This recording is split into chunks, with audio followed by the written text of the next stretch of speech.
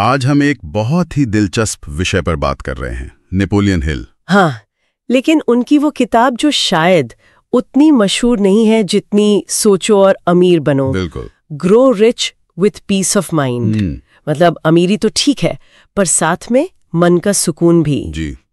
और ये किताब ये हिल के जीवन के उस पड़ाव की देन है जब वो खुद काफी कुछ देख चुके थे।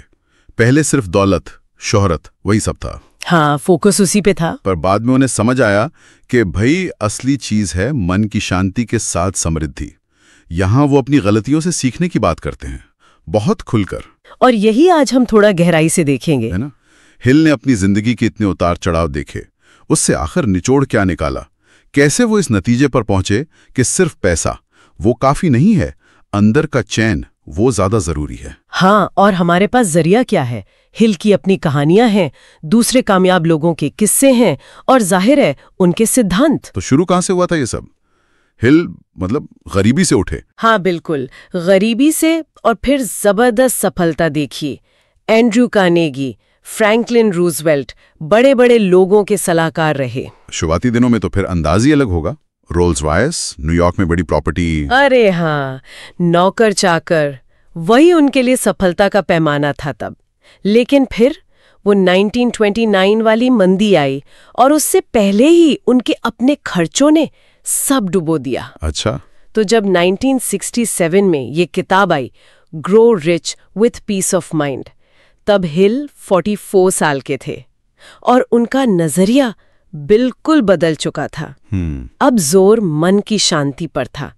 वो चाहते थे कि लोग उनकी गलतियों से सीखें, पैसा कमाएं, जरूर कमाएं, लेकिन सुकून के साथ। तो चलिए उनकी पहली और शायद सबसे बुनियादी सीख से शुरू करते हैं। अपने मन को जाने, अपना जीवन जिए। हाँ, ये बहुत जरूरी है। हिल का मानना था कि हम सबके अंदर अपार क्षमता है, पर उसे बाहर लाने के लिए सबसे पहले अपने दिमाग को समझना होगा, उसे कंट्रोल करना होगा, और दूसरों की बातों को हावी नहीं होने देना है। बिल्कुल। इसका सबसे क्लासिक उदाहरण वो देते हैं थॉमस एडिसन का। बचपन में सोचिए उनके टीचर ने क्या कहा था, एडल्ड, मतलब दिमाग ठीक नहीं है, कंफ्यूज्ड है। सोचकर भी अजीब लगता है, अगर एडिसन ने वो बात दिल पे ले ली होती तो क्या होता? दुनिया न जाने कितने आविष्कारों से वंचित रह जाती। उन्होंने अपनी सोच पर काबू रखा। स्कूली पढ़ाई भले ज्यादा न की हो, पर दूसरों की जो टेक्निकल समझ थी उसका इस्तेमाल किया। हाँ, उसका इस्तेमाल करके वैज्ञानिक रिसर्च को दिशा दी, कमाल कर दिया। हिल अपनी कहानी भी बताते हैं इसमें। 9 साल के थे जब उनकी मां नहीं रही। पिता, रिश्तेदार सब उन्हें बिगड़ा बच्चा, प्रॉब्लम चाइल्ड मानते थे। फिर उनकी सौतेली मां आई, और उन्होंने हिल में कुछ अलग देखा। उन्होंने कहा, ये लड़का तो बहुत होशियार है, बस इसे एक सही मकसद चाहिए। और ये पहली बार था। हाँ, पहली बार किसी ने हिल के बारे में कुछ अच्छा कहा था, और वो कहते हैं कि इसने उनकी सोच, उनकी जिंदगी बदल दी। यही बात कलाकारों पर भी लागू होती है। मैडम शुमान हिंक, उनके म्यूजिक टीचर ने साफ कह दिया था, तुम कभी सिंगर नहीं बन सकती, आवाज ही नहीं है। और वो दुनिया की महान ओपेरा सिंगर्स में से एक बनी। बिल्कुल। तो मतलब साफ है, अपने मन पर काबू रखो। बाहर की जो नेगेटिव बातें हैं उन्हें रिजेक्ट करो, अंदर मत आने दो। ये अपने मन को जानने वाली बात, ये लक्ष्य तय करने और उस पर अटूट विश्वास रखने से भी जुड़ी है ना? हाँ, सीधी सी बात है। हिल ने फिलीपींस के पहले राष्ट्रपति मैनुएल एल क्यूजोन की कहानी बताई है। क्यूजोन का सपना था अपने देश को आजाद कराना और राष्ट्रपति बनना। तो हिल ने उन्हें क्या सलाह दी? हिल ने कहा, एक पक्का लक्ष्य बनाओ और एक टाइमलाइन तय करो कि कब तक ये हासिल करना है। अच्छा, सिर्फ लक्ष्य और टाइमलाइन? नहीं, उससे भी जरूरी। क्यूजोन ने एक एफर्मेशन तैयार किया, मतलब एक ऐसा वाक्य जिसे वो रोज दोहराते थे। क्या था वो वाक्य? कि मैं अपने मन में ऐसी कोई राय या ऐसा कोई असर नहीं घुसने दूंगा जो मेरे लक्ष्य के खिलाफ हो। पूरी तरह फोकस। और नतीजा? नतीजा कमाल का था। ठीक 24 साल और 6 महीने बाद वो आजाद फिलीपींस के पहले राष्ट्रपति बने। 24 साल 6 महीने, ये सिर्फ इत्तेफाक तो नहीं हो सकता। बिल्कुल नहीं, ये लक्ष्य और उस पर अटूट विश्वास की ताकत थी। डब्ल्यू क्लेमेंट स्टोन का किस्सा भी तो ऐसा ही है। हाँ, गजब। हाई स्कूल में ही लक्ष्य तय कर लिए थे। सोचिए, सिर्फ $100 नकद थे उनके पास, और हिल की किताब थिंक एंड ग्रो रिच की एक कॉपी। और उसी से बिजनेस शुरू किया। हाँ, और $160 मिलियन से ज्यादा की कंपनी खड़ी कर दी। हिल ने खुद 10 साल तक स्टोन की कंपनी में जाकर लोगों को ये सक्सेस फिलॉसफी सिखाई। मतलब ये सिद्धांत काम करते हैं। एक और उदाहरण याद आ रहा है, आर्नोल्ड रीड का। ओह हाँ, आर्नोल्ड रीड। वो तो बुरी तरह बीमार थे। डॉक्टरों ने जवाब दे दिया था, उम्मीद छोड़ दी थी। फिर एक दोस्त ने उन्हें थिंक एंड ग्रो रिच दी। उन्होंने वो किताब पढ़ी और हिल कहते हैं जैसे उनमें कोई नई जान आ गई, एक नई शक्ति का एहसास हुआ। और वो ठीक हो गए। न सिर्फ ठीक हुए बल्कि एक बहुत कामयाब इंश्योरेंस कंपनी भी शुरू की, ग्रेट कॉमनवेल्थ लाइफ इंश्योरेंस। इसे हिल कहते हैं विश्वास की जादुई शक्ति, मैजिक पावर ऑफ बिलीफ। वाह, तो मन पर काबू, लक्ष्य, विश्वास, ये सब तो ठीक है, लेकिन जिंदगी में गलतियां भी होती हैं, बुरा वक्त भी आता है, उसका क्या? बिल्कुल, और इसी के लिए हिल का एक बहुत जरूरी सिद्धांत है, अतीत के दरवाजे बंद करो। मतलब जो हो गया सो हो गया। पुरानी नाकामियां, पुराने दुख, उन्हें पकड़कर मत बैठो, उन्हें अतीत में ही छोड़ दो। अपना ध्यान भविष्य पर लगाओ। सुनने में तो अच्छा लगता है, पर करना मुश्किल होता होगा। मुश्किल तो होता है, लेकिन हिल कहते हैं कि अक्सर अतीत की जो बड़ी मुश्किलें होती हैं ना, वही भविष्य की बड़ी कामयाबियों का रास्ता खुलती हैं। अच्छा, कोई उदाहरण है इसका? हिल ने अपना ही अनुभव बताया है।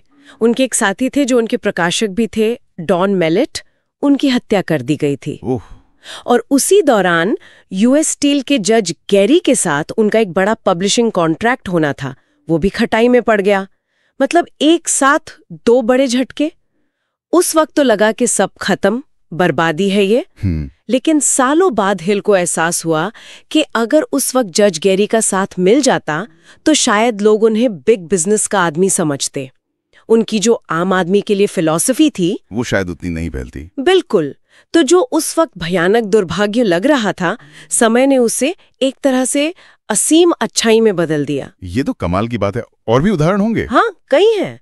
नट हैम्सन नॉर्वे से अमेरिका आए थे, यहाँ हर काम में फेल हुए, बिल्कुल असफल। फिर उन्होंने अपने संघर्षों पर एक किताब लिखी, हंगर, और उसी किताब के लिए उन्हें साहित्य का नोबेल पुरस्कार मिला। वाह, अब्राहम लिंकन का भी तो यही था। बिल्कुल। लिंकन को देखिए, प्यार में नाकामी मिली, बिजनेस में फेल हुए, कई बार चुनाव हारे, कितनी बार गिरे, लेकिन हर बार अतीत को पीछे छोड़ा और आगे बढ़ते रहे, और आखिरकार राष्ट्रपति बने। तो हिल का निचोड़ क्या है इस पर? निचोड़ ये है, और ये उनकी बहुत मशहूर लाइन है, हर विपत्ति, हर मुश्किल अपने अंदर अपने बराबर या उससे भी बड़े फायदे का बीज छुपाए रखती है। Every adversity has within it the seed of an equivalent or greater benefit. जैसे एडिसन का बहरापन। हाँ, वो एक कमी थी, जाहिर है, पर एडिसन ने उसे अपनी ताकत बना लिया। वो कहते थे, इससे मैं फालतू की बकवास सुनने से बच जाता हूँ और अंदर की आवाज, मतलब अपने विचारों पर ज्यादा ध्यान दे पाता हूँ। कमाल है। तो अतीत से निपट लिया, अब आते हैं एक और बड़े दुश्मन पर, डर। शायद मन की शांति का सबसे बड़ा दुश्मन यही है। बिल्कुल। हिल ने 7 बड़े डरों की बात की है। गरीबी का डर, आलोचना का डर, बीमारी का डर, प्यार खोने का डर, हाँ, आजादी छीनने का डर, बुढ़ापे का डर और मौत का डर। ये 7 मुख्य डर हैं। और हिल का मानना था कि डर एक तरह की उल्टी प्रार्थना है। हाँ, बिल्कुल। जैसे अच्छी सोच अच्छी चीजें आकर्षित करती हैं, वैसे ही डर बुरी चीजों को, विनाशकारी शक्तियों को न्योता देता है। जैसे गरीबी का डर। गरीबी का डर अक्सर लोगों को वो हिम्मत ही नहीं करने देता जो गरीबी से निकलने के लिए जरूरी है। वो पहले ही हार मान लेते हैं। और आलोचना का डर। आलोचना का डर, ये तो पहल करने से ही रोक देता है, नया सोचने से, कुछ अलग करने से। हेनरी फोर्ड का उदाहरण सोचिए, जब वो बड़े पैमाने पर कार बनाने की सोच रहे थे, लोगों ने कितना मजाक उड़ाया था। अगर वो डर जाते तो आज दुनिया शायद अलग होती। बीमारी का डर भी तो है। और बीमारी का डर तो कई बार सचमुच बीमार कर देता है, जिसे आजकल साइकोसोमैटिक कहते हैं ना, मन का असर तन पर। हिल मानते थे कि विश्वास यानी फेथ सबसे बड़ी दवा है, डर का सबसे बड़ा इलाज। बुढ़ापे के डर के बारे में क्या कहते थे हिल? उस पे हिल का नजरिया बहुत पॉजिटिव था। वो कहते थे कि कुदरत जब हमसे जवानी लेती है तो बदले में समझ और ज्ञान देती है। उम्र एक बोझ नहीं, एक संपत्ति है, उसे वैसे ही देखना चाहिए। और मौत का डर, इसका क्या इलाज है? हिल का तर्क बड़ा सीधा था। देखो, किसी को पक्के तौर पे नहीं पता कि मौत के बाद क्या होता है, तो जो चीज अनजान है उससे डरना क्यों? जरूरी ये है कि हम अभी जो जिंदगी जी रहे हैं उसे अच्छे से जिएं, बस। डर से निकलकर अब बात करते हैं पैसे की। आखिर किताब का नाम ग्रो रिच भी तो है। हाँ, पैसा जरूरी है, लेकिन यहाँ हिल एक चेतावनी देते हैं कि पैसे के पीछे हद से ज्यादा भागना या जरूरत से ज्यादा जमा करने की कोशिश करना ये मन की शांति छीन सकता है। उन्होंने अपने एक करोड़पति दोस्त का जिक्र किया ना? हाँ, जिसके पास $25 मिलियन थे, लेकिन वो आदमी हर वक्त इसी फिक्र में बीमार रहता था कि कहीं ये पैसा चला ना जाए। तो हिल ने उसे क्या सलाह दी? हिल ने कहा, देखो, अगर पैसा तुम्हारे मन का चैन छीन रहा है तो चैन चुनो, पैसा नहीं। मन की शांति ज्यादा कीमती है। और पैसे कमाने के तरीके पर भी कुछ कहा है उन्होंने? बिल्कुल। हिल इस बात पर बहुत जोर देते हैं कि सबसे ज्यादा संतुष्टि, सबसे ज्यादा खुशी उस पैसे से मिलती है जो आपने अपनी मेहनत से, अपनी क्रिएटिविटी से कमाया हो। अच्छा। वो उन अमीर माँ बाप की आलोचना भी करते हैं जो अपने बच्चों को इतनी ज्यादा सहूलियतें दे देते हैं कि उन्हें मेहनत करके कमाने और सीखने का मौका ही नहीं मिलता। जैसे वो अमीर वकील के बेटों का किस्सा। हाँ, वही। पिता ने इतनी दौलत छोड़ी और बेटों ने सब उड़ा दी। क्यों? क्योंकि उन्हें उसकी कीमत ही नहीं पता थी, उन्होंने वो कमाई नहीं थी। और यहीं पर बचत का महत्व आता है शायद। एकदम सही, बचत की आदत। हिल कहते हैं ये सिर्फ पैसा जमा करना नहीं है, ये आदत आपको फिजूल खर्ची से बचाती है, आपको पैसे की असली कीमत सिखाती है। उन्होंने किसी की मदद भी की थी ना बचत करने में? हाँ, एक आदमी था जिसे लगता था वो बचा ही नहीं सकता। हिल ने उसे एक सिंपल तरीका बताया। कहा, अपने छोटे छोटे खर्च लिखो, सिगरेट पर कितना गया, शू शाइन पर कितना, सब। फिर उसे समझ आया कि कितना पैसा यूं ही जा रहा है। उसने कटौती की और बचत शुरू कर दी। हिल कहते हैं बचत करना एक तरह से आपके चरित्र का भी आईना है, दिखाता है कि आप में अनुशासन है। तो पैसा कमाया, बचाया, अब आगे? अब आता है उसे बांटने का हुनर। हिल इसे कहते हैं the blessed art of sharing your riches, अपनी समृद्धि बांटने की पवित्र कला। बांटने से समृद्धि बढ़ती है? हाँ, उनका यही सिद्धांत है। जो समृद्धि बांटी जाती है वो बढ़ती है।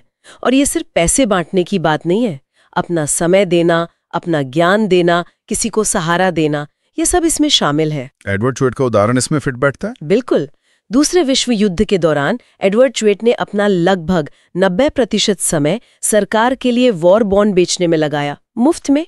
और उसका नतीजा क्या हुआ? नतीजा ये हुआ कि उनका खुद का जो इंश्योरेंस का बिजनेस था वो अप्रत्याशित रूप से, मतलब अनएक्सपेक्टेडली, बहुत ज्यादा बढ़ गया। लोगों ने उन्हें पहचाना, उन पर भरोसा किया। तो ये वही क्षतिपूर्ति का नियम हुआ, लॉ ऑफ कंपेंसेशन। एग्जैक्टली। जो आप देते हैं वो कई गुना होके आपके पास लौटता है। एंड्रू कार्नेगी ने लाखों डॉलर दान करके पब्लिक लाइब्रेरीज खुलवाईं। हिल की अपनी किताब थिंक एंड ग्रो रिच लोग अक्सर दूसरों की मदद के लिए गिफ्ट करते हैं। ये सब इसी नियम के उदाहरण हैं। और ये बांटना सिर्फ बाहर ही नहीं, घर के अंदर भी जरूरी है। बहुत जरूरी। हिल कहते हैं कि ज्यादातर सफल आदमी वो होते हैं जो घर में प्यार और साझेदारी का माहौल बनाए रखते हैं, जहां पत्नी को पैसों के लिए गिड़गिड़ाना ना पड़े, जहां पति अपनी कमाई और अपने कामों के बारे में खुलापन रखे, ट्रांसपेरेंसी हो। अगला पॉइंट थोड़ा दिलचस्प है, एक स्वस्थ अहंकार, हेल्दी ईगो विकसित करना। अहंकार शब्द सुनकर थोड़ा नेगेटिव लगता है। हाँ, लगता है, पर हिल का मतलब यहाँ घमंड या ईगोइज्म से नहीं है। वो अहंकार को परिभाषित करते हैं इंसान की खुद को सही ढंग से जताने की प्रवृत्ति, सेल्फ असर्शन, मतलब आत्मविश्वास, आत्ममूल्य की भावना। हिल कहते हैं कि जिन लोगों के पास मन की शांति होती है उनमें ये स्वस्थ अहंकार होता है। ये सिर्फ बाहरी दिखावा नहीं, ये अंदर की ताकत है। जैसे एडविन सी बार्न्स। बिल्कुल। एडविन सी बार्न्स का किस्सा याद है ना? फटे हाल पहुंचे थे एडिसन के ऑफिस, कोई पहचान नहीं, कोई पैसा नहीं, लेकिन एक जबरदस्त यकीन था अंदर कि वो एडिसन के पार्टनर बनेंगे। हाँ, और बन भी गए। ये था स्वस्थ अहंकार। उन्हें अपने ऊपर, अपनी काबिलियत पर भरोसा था। हिल ये भी कहते हैं कि बचपन के अनुभव हमारे इस अहंकार को बनाते या बिगाड़ते हैं। इन सवालों के जवाब। हाँ, इन सवालों के जवाब हमें समझा सकते हैं कि आज हमारा आत्मविश्वास या हमारी हिचकिचाहट कहाँ से आ रही है। वो सेल्समैन वाली कहानी भी तो इसी से जुड़ी है। हाँ, वो सेल्समैन जिसका काम एकदम ढीला पड़ गया था। क्यों? क्योंकि उसे लगने लगा था कि मैं बूढ़ा हो गया हूँ, अब मुझसे नहीं होगा। तो हिल ने उसे वो कान वाला भोंपू दिया। हाँ, मजाक में एक नकली कान का भोंपू ईयर ट्रम्पेट दिया और कहा, जब ग्राहक नानुकुर करे तो इसे कान पर लगा लेना ताकि तुम्हें सुनाई ही न दे। और इसका असर हुआ? कमाल का असर हुआ। उस सेल्समैन का आत्मविश्वास लौट आया, वो नेगेटिव बातों को अनसुना करने लगा और उसका काम फिर से चल पड़ा। तो सबके लिए अहंकार बढ़ाने का तरीका अलग हो सकता है। बिल्कुल। किसी के लिए नई महंगी कार कॉन्फिडेंस बूस्टर हो सकती है, किसी के लिए गोल्फ का नया सेट, किसी के लिए हीरे की अंगूठी। मुद्दा यह है कि आप खुद को महत्व दें, अपनी कीमत समझें। अब एक और सिद्धांत पर आते हैं जो थोड़ा शायद विवादास्पद भी लगे कुछ लोगों को। यौन भावना को उपलब्धि की शक्ति में बदलना। हाँ, transmutation of sex emotion. Hello इसे बहुत ज्यादा महत्व देते थे। उनका मानना था कि यौन ऊर्जा, सेक्स एनर्जी, इंसान की सबसे शक्तिशाली, सबसे क्रिएटिव ऊर्जाओं में से एक है। और ये हमेशा मौजूद रहती है? हाँ, ये हमेशा मौजूद रहती है। हिल कहते हैं कि अगर इस जबरदस्त ऊर्जा को सिर्फ शारीरिक तौर पर ही खर्च ना किया जाए, बल्कि इसे रचनात्मक कामों में, अपने लक्ष्य को पाने की लगन में बदला जाए, तो ये कमाल की ताकत बन सकती है। यही चीज पर्सनल मैग्नेटिज्म लाती है। बिल्कुल। वो जो कुछ लोगों में एक खास खिंचाव होता है, एक करिश्मा, हिल के मुताबिक उसका स्रोत अक्सर यही रूपांतरित यौन ऊर्जा होती है। सफल लोगों में ये ऊर्जा ज्यादा होती है, ऐसा भी कहा है? हाँ, अक्सर। हिल ने उस विज्ञापन बेचने वाले का उदाहरण दिया था, दिखने में साधारण, कपड़े भी मैले कुचैले, पर उसमें एक अजीब सी तीव्र ऊर्जा थी। हिल मानते थे कि ये मूल रूप से यौन ऊर्जा ही थी जिसे उसने अपने काम में लगा दिया था, और उसी ऊर्जा के कारण उसने हिल को विज्ञापन बेच दिया। और वो उपदेशक बिली संडे? हाँ, बिली संडे जैसे मशहूर उपदेशक, हिल कहते हैं कि वो अपनी इसी यौन ऊर्जा को अपने शक्तिशाली भाषणों में बदलते थे। महान संगीतकार, कलाकार, नेता, वकील, इन सब में अक्सर वो कुछ एक्स्ट्रा, वो इट फैक्टर होता है। हिल के लिए वो यही रूपांतरित ऊर्जा है। लेकिन हिल ये भी मानते हैं कि नौजवान अक्सर इस पहलू को नहीं समझ पाते। हाँ, वो कहते हैं कि युवा अवस्था में अक्सर ध्यान सिर्फ शारीरिक पहलू पर रहता है। इस ऊर्जा के रूपांतरण की जो शक्ति है, उसका एहसास अक्सर जीवन में बाद में होता है। हिल का मानना था कि एक संतुलित, प्यार भरा रिश्ता करियर के लिए बहुत बड़ी ताकत बन सकता है, लेकिन शर्त यही है कि इस ऊर्जा का कुछ हिस्सा बचाया जाए और रचनात्मक कामों के लिए इस्तेमाल किया जाए। ये सारे सिद्धांत तो व्यक्ति पर केंद्रित हैं। क्या हिल ने समूह की शक्ति के बारे में भी कुछ कहा है? ओ हाँ, बिल्कुल। और ये उनका एक बहुत ही मौलिक विचार है, मास्टरमाइंड समूह, द मास्टरमाइंड ग्रुप। ये क्या होता है मास्टरमाइंड? मास्टरमाइंड का मतलब है जब 2 या 2 से ज्यादा लोग पूरे तालमेल के साथ एक मन होकर किसी एक निश्चित लक्ष्य के लिए मिलकर काम करते हैं या सोचते हैं, तो उनके दिमागों की जो मिलीजुली शक्ति पैदा होती है, वो उनकी अलग अलग शक्तियों के जोड़ से कहीं ज्यादा होती है। एक तरह की सिनर्जी। ये कैसे काम करता है? कोई वैज्ञानिक आधार? हिल इसे मानसिक प्रसारण या मेंटल ब्रॉडकास्टिंग से जोड़ते हैं। जैसे रेडियो स्टेशन से तरंगे निकलती हैं और रिसीवर उन्हें पकड़ता है, वैसे ही हमारे दिमाग से भी विचार तरंगे निकलती हैं। जब कई दिमाग एक ही लक्ष्य पर एक ही लय में फोकस करते हैं, तो वो एक दूसरे की तरंगों को पकड़ते हैं, उन्हें बढ़ाते हैं। एक ज्यादा शक्तिशाली सामूहिक दिमाग जैसा बन जाता है। आइंस्टाइन का जिक्र भी करते हैं वो। हाँ, वो कहते हैं कि आइंस्टाइन के E=mc² ने साबित किया कि पदार्थ और ऊर्जा एक ही चीज है, और ऊर्जा मूल रूप से कंपन है, वाइब्रेशन है। तो विचार भी एक तरह के कंपन है, जो एक मन से दूसरे मन तक पहुंच सकते हैं अगर ट्यूनिंग सही हो। तो अगर किसी को अपना मास्टरमाइंड ग्रुप बनाना हो तो कैसे बनाएं? हिल ने कुछ सुझाव दिए हैं। पहला, ऐसे लोगों को चुनें जिनके साथ आपकी सोच मिलती हो, जिनके साथ तालमेल हो, हार्मनी हो। दूसरा, लक्ष्य आपसी तरक्की होना चाहिए, सबका फायदा। तीसरा, नियमित रूप से मिले। चौथा, मीटिंग का एजेंडा साफ हो ताकि समय बर्बाद ना हो। और नए सदस्यों को शामिल करने से पहले एक ट्रायल पीरियड रखें, देखें कि वो ग्रुप के साथ फिट होते हैं या नहीं। जीवन के जो बुनियादी सिद्धांत हैं, जैसे ईमानदारी, सहयोग, उन पर सबकी सहमति होनी चाहिए। और सबसे जरूरी, ग्रुप में जो भी बात हो वो बाहर न जाए। गोपनीयता बहुत जरूरी है। उन्होंने पर्सनल प्रॉब्लम क्लिनिक का भी आइडिया दिया था। हाँ, ये एक बहुत अच्छा आइडिया था कि मास्टरमाइंड ग्रुप आम लोगों की निजी समस्याएं सुलझाने में मदद कर सकता है।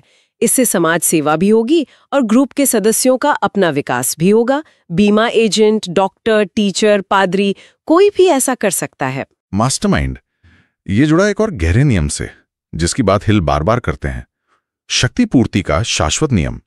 The eternal law of compensation. हाँ, और इसके लिए वो रैल्फ वॉल्डो इमर्सन के निबंध कॉम्पेंसेशन को बाइबल जैसा मानते थे, बहुत ज्यादा महत्व देते थे उसे। ये नियम कहता क्या असल में? ये नियम बस इतनी सी बात कहता है कि आप जो भी करते हैं उसका फल आपको मिलता ही मिलता है, अच्छे का अच्छा, बुरे का बुरा। ये सिर्फ कोई नैतिक उपदेश नहीं है, ये प्रकृति का, ब्रह्मांड का एक नियम है। जैसा बोएंगे वैसा काटेंगे, बल्कि उससे ज्यादा काटेंगे। हिल ने अपनी जिंदगी का कोई किस्सा बताया इससे जुड़ा? हाँ, उन्होंने बताया कि कैसे अटलांटा में उन्होंने अपने एक दोस्त मार्क वुडिंग की बिना किसी स्वार्थ के मुफ्त में मदद की थी, और उस एक नेकी ने, उस एक मदद ने घटनाओं की एक ऐसी चेन शुरू की। क्या हुआ? उसी की वजह से उनकी मुलाकात होमर पेज से हुई, जो उनके प्रकाशक बने। उसी वजह से उन्हें मन की शांति मिली, और आखिरकार उसी की वजह से उनकी मुलाकात उस महिला से हुई जो बाद में उनकी पत्नी बनी। तो एक छोटी सी निस्वार्थ सेवा सालों तक अच्छे फल देती रही। इमर्सन की वो लाइन क्या है, हमारे हर सौदे में एक तीसरा चुपचाप शामिल होता है। हाँ, मतलब आप दुनिया को धोखा दे सकते हैं, लेकिन इस शाश्वत नियम को नहीं। आप असल में सिर्फ खुद को ही धोखा दे सकते हैं। ईमानदारी से की गई सेवा, ईमानदारी से किया गया काम कभी बेकार नहीं जाता। इमर्सन तो ये भी कहते हैं कि अगर आपका मालिक आपकी कद्र ना करे तो और ज्यादा सेवा करो। हाँ, वो कहते हैं कि भुगतान में, यानी अच्छे फल मिलने में जितनी देर होगी उतना ही अच्छा है, क्योंकि चक्रवृद्धि ब्याज, कंपाउंड इंटरेस्ट, इस खजाने का नियम है, आपको सूद समेत वापस मिलेगा। कमाल है। और अब हम आते हैं विल के शायद सबसे गहरे, सबसे परिपक्व विचार पर। सब कुछ हासिल करने के बाद भी एक नजरिया रखना, परिप्रेक्ष्य और संतुलन। और वो अजीब सी लगने वाली बात, आखिरकार कुछ भी उतना मायने नहीं रखता। Ultimately nothing matters. हाँ, ये सुनकर थोड़ा झटका लग सकता है कि इतनी मेहनत, इतनी सफलता की बात करने के बाद ये कैसी निराशावादी बात। लेकिन उनका मतलब निराशावाद से नहीं था, है ना? बिल्कुल नहीं। उनका मतलब था चीजों को सही परिप्रेक्ष्य में देखना। हाँ, सफलता जरूरी है, पैसा जरूरी है, उपलब्धि जरूरी है, लेकिन ये सब कुछ नहीं है। जीवन इससे बड़ा है। मन की शांति के लिए ये नजरिया जरूरी है।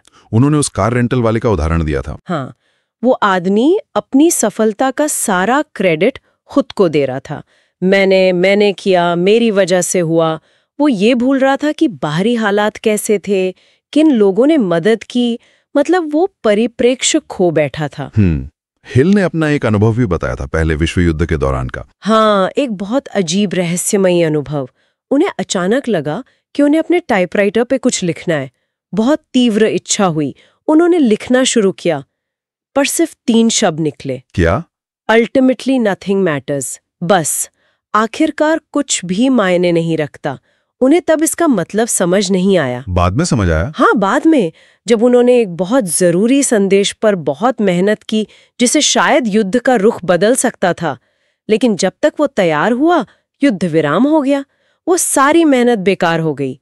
तब उन्हें उन 3 शब्दों का गहरा मतलब समझ आया। राष्ट्रपति वुड्रो विल्सन का उदाहरण भी इससे जुड़ता है। हाँ, विल्सन ने लीग ऑफ नेशंस के लिए कितनी मेहनत की। उनका सपना था वो, लेकिन वो फेल हो गया, और फिर उनकी मृत्यु हो गई।